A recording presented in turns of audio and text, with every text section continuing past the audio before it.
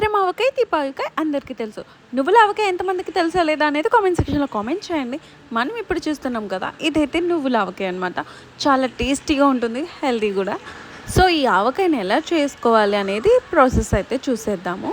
మనం తీసుకునే క్వాంటిటీ అంటే మన ముక్కల్ని ఏ క్వాంటిటీలో తీసుకున్నా, ఏ కప్తో తీసుకున్నా ఆ మెజర్కి మనం నువ్వుల ఆయిల్నే యూజ్ చేస్తాము. మనం ఏ కప్తో అయితే తీసుకున్నామో దానికి సగమే తీసుకోవాలి. అండ్ ఇక్కడ చూసారా, వెల్లుల్లి దంచి ఉంచేసుకోవాలి.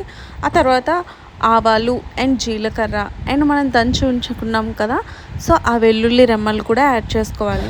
మనం అయితే అలా కలుపుతూనే ఉండాలి, ఎందుకంటే కలపకపోతే మాడిపోతాయి కదా, అడుగు పట్టకుండా అలా కలుపుతూనే ఉండాలి. సో అది కొంచెం మంచిగా వేగిన తర్వాత మనం స్టవ్ ఆఫ్ చేసేసి దాన్ని చల్లారి పెట్టుకోవాలన్నమాట. సో పూర్తిగా అయితే చల్లగా అయిపోవాలి. సో అయిన తర్వాత చూసారా అంత దగ్గరకు ఎలా వచ్చేసిందో. సో దీంట్లో మనం ఆల్రెడీ ఆవకాయని అంటే ముక్కలు కోసుకున్నాం కదా, దాన్ని ఉప్పు, పసుపు, కొంచెం లైట్గా చిన్నది ఆవపిండి అండ్ నువ్వుల్ని యాడ్ చేసుకొని కొంచెం పక్కన పెట్టుకుంటాం కదా. 1 day బిఫోర్ అది పక్కన పెడతాం అవన్నీ కలిపేసుకున్న తర్వాత. సో ఆ నెక్స్ట్ డే ఇది పోపు పెట్టేసి అది చల్లారిన తర్వాత ఆ ముక్కలన్నీ కూడా మనం ఏమంచి అందులో కలిపేసుకోవాలి. చాలా అంటే చాలా సింపుల్గా ఉంటుంది అండ్ టేస్టీగా కూడా ఉంటుంది. ఇంతవరకు మీరు ట్రై చేశారా లేదనేది కామెంట్ సెక్షన్లో కామెంట్ చేయండి. ట్రై చేయకపోతే మాత్రం తప్పకుండా ట్రై చేయండి.